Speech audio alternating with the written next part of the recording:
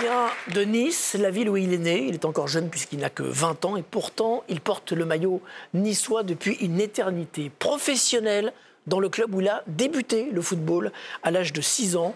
On est vraiment très heureux de vous faire découvrir ce soir une belle personnalité, un garçon qui mérite d'être connu, le défenseur de l'OGC Nice, Malang Sarr.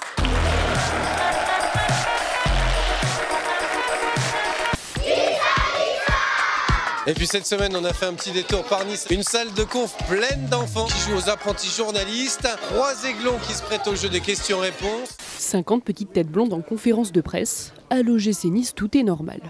Depuis bientôt un an, le club azuréen a son groupe d'enfants supporters de 0 à 12 ans, le Méfi Club. La petite communauté du gym est déjà bien nombreuse. 1000 pitchouns, comme on les appelle ici, ont déjà adhéré. On veut créer, donner ce sentiment d'appartenance pour bien sûr avoir les futurs copes du stade de demain. Dis-moi, c'est qui ton joueur préféré, toi, à Nice? Saint-Maximin. Saint-Maximin. Et toi, c'est qui? Saint-Maximin. Saint-Maximin. Tu préfères mettre un petit pont ou un but? Avant, je t'aurais dit petit pont. Maintenant, plus du tout. Je préfère mettre le petit pont et enchaîner avec un but. Le village OGC Nice a été installé sur la place centrale de la station, juste à côté de la patinoire. Des structures gonflables et des animations sur le thème du football ont permis aux enfants de s'amuser. Je rigole, je marque, voilà. On s'amuse. Ça fait plaisir parce qu'on les voit jamais. Ouais, on les voit pas souvent quoi. Enfin, pas d'aussi près en tout cas. J'ai toujours mis plus de passes décisives que de buts. J'ai vraiment ça en tête à chaque fois de faire jouer mes partenaires, d'être altruiste. Est-ce que tu sais que tu es de loin celui qui réussit le plus de dribbles dans les 5 grands championnats européens?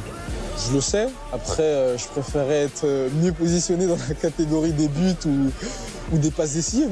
On va parler de Patrick Vieira. Ouais. Quel lien vous avez avec lui depuis quelques jours? C'est des relations humaines, c'est une relation qui se construit, on apprend à se connaître. Et je dirais qu'on est à l'étape de dessiner ensemble la manière dont on souhaite travailler ensemble pour mener à bien le projet du club. Parce que c'est ce qui nous tient à cœur tous les deux. Comment tu définirais tes relations avec Patrick Vieira? Très bonne. Très bonne. Des fois un peu électrique, un peu tendu. C'est honnête et il sait être juste. Pour rendre hommage, parce que ce que fait Patrick avec cette équipe, avec cette motivation, cet état d'esprit, cette envie de jouer, et qu'hier, face à un adversaire comme Strasbourg, ils ont été chercher ces 3 points. Bravo à Patrick, bravo à ce collectif niçois.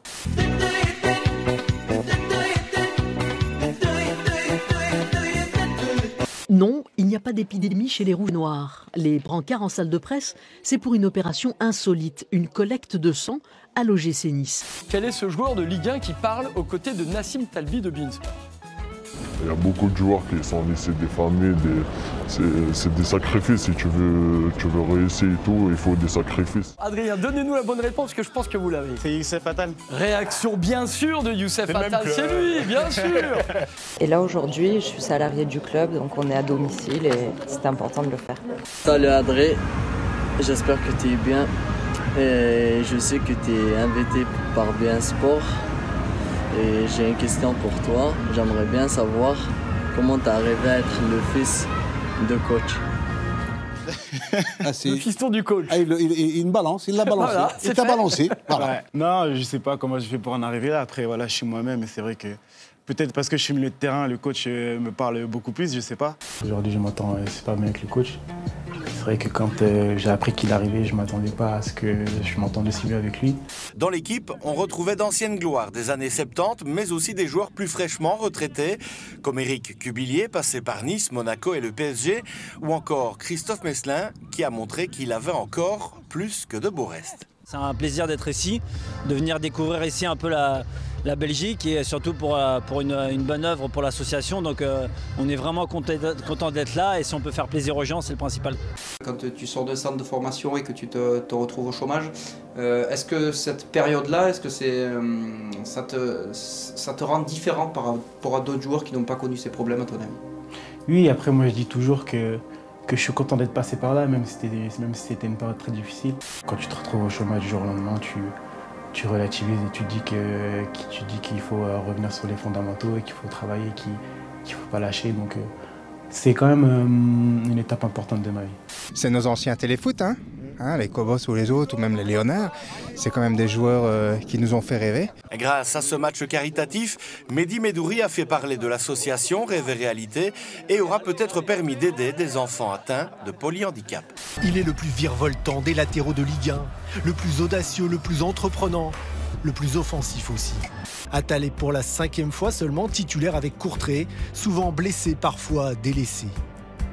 En tribune, un recruteur niçois est venu superviser l'attaquant nigérian de Moucron, Taiwo Owini. Mais il ne va avoir Dieu que pour ce jeune poids-plume prêté par un club algérois.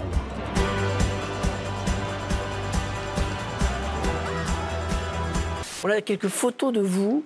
Vous avez 9-10 ans, vous êtes avec un trophée au Stade du Ré, en levée de rideau de chez les pros. C'est le club de votre vie, quoi. Voilà, vous avez rêvé devant l'équipe professionnelle à vouloir un jour porter ce maillot au plus haut niveau. Ouais, c'était un rêve. C'était un rêve, j'y pense depuis tout petit. Et c'était pas seulement le mien, mais aussi celui de ma famille. Ils voyaient que j'avais vraiment cette passion-là pour le football et ce rêve de vouloir jouer à l'OGC Nice un jour. Cet automne, il est resté 641 minutes sans prendre de but et montre un talent secret pour stopper les pénaltys. Je ne peux pas vous dire ça parce que sinon, tous les attaquants, il va... Lui, s'il n'a pas sa charge de travail, il n'est pas bien.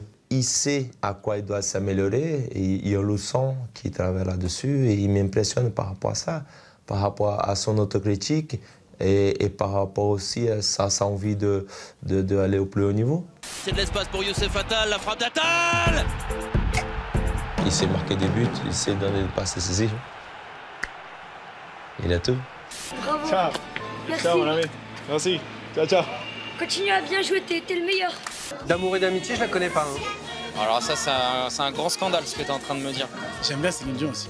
Ouais. Céline Dion et Garou, j'ai bien aimé. Ils ont fait un feat ensemble. Sous le vent. C'est ça.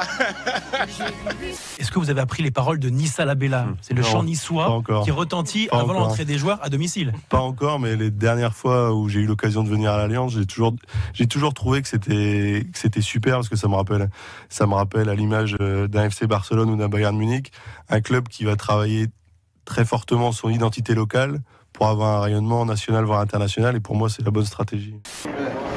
Laisse pas bien la passe technique. Ah, il parle trop. Il parle trop.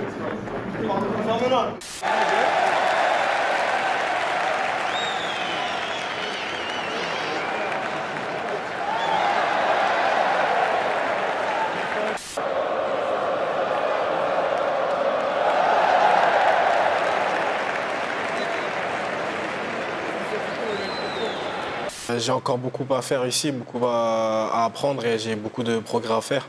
Donc je pense qu'en passant par le travail et en ayant aussi le soutien du club derrière moi, je pense que ça va être une aventure qui va continuer. On vous souhaite en tout cas que cette aventure dure le plus longtemps possible. Merci beaucoup, Malang, d'être venu nous voir. C'était un vrai plaisir. Bonne chance pour la suite. Pour finir, c'est un message direct à vos supporters. Si vous deviez regarder cette caméra qui est juste derrière moi et leur assurer de vos ambitions, quel message vous porteriez? Vous êtes au cœur de ce projet. Un club de football, ça existe par ses supporters et pour ses supporters. Vous êtes l'âme de l'OGC Nice. Restez derrière cette équipe jusqu'à la fin de l'année. Il y a sûrement quelque chose à aller chercher. Et on fera tout ce qu'on peut pour qu'il y ait une équipe l'année prochaine qui vous ressemble et qui vous fasse vibrer.